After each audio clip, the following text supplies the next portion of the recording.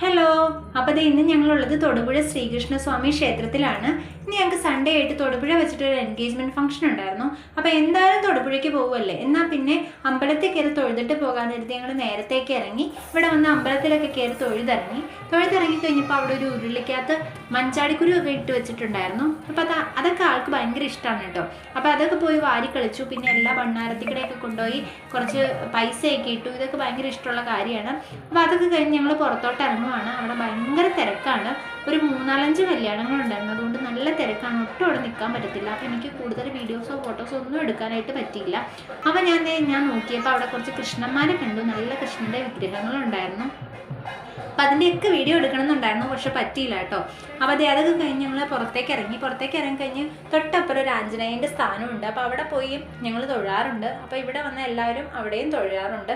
അപ്പോൾ അവിടെ പോയി മണി അടിച്ച് തൊഴുന്നതൊക്കെ നല്ല രസമാണ്. അപ്പോൾ കൊച്ചിനും അതൊക്കെ ഭയങ്കര ഇഷ്ടപ്പെട്ടു. അപ്പോൾ ഞങ്ങൾ അവിടെയൊക്കെ പോയി തൊഴുതിട്ടൊക്കെ വന്നു. ഞങ്ങളെല്ലാവരും ഉണ്ട് കേട്ടോ. പപ്പയും അമ്മയും ചേട്ടനും കുഞ്ഞും ഞാനും ഉണ്ട്. അപ്പോൾ ഞങ്ങൾ അമ്പലത്തിൽ നിന്ന് ഇറങ്ങിക്കഴിഞ്ഞ് നേരെ പോകുന്ന ഓഡിറ്റോറിയത്തിലേക്കാണ്. ശ്രീഭദ്ര ഓഡിറ്റോറിയം തൊടുപുഴ വെച്ചിട്ടായിരുന്നു ഫംഗ്ഷൻ.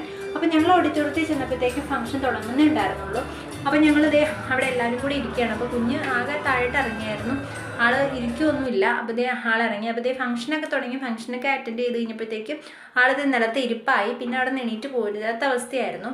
അപ്പോൾ കൂടുതൽ വീഡിയോസൊന്നും എടുക്കാൻ പറ്റിയില്ല ഈ അവസ്ഥ ആയതുകൊണ്ട്. ഞങ്ങൾ ഫുഡൊക്കെ കഴിച്ചിട്ട് പെട്ടെന്ന് പോകുന്നു. അപ്പോൾ വീഡിയോ ഇഷ്ടമായെങ്കിൽ ചാനൽ സബ്സ്ക്രൈബ് ചെയ്യാൻ മറക്കരുത് കേട്ടോ.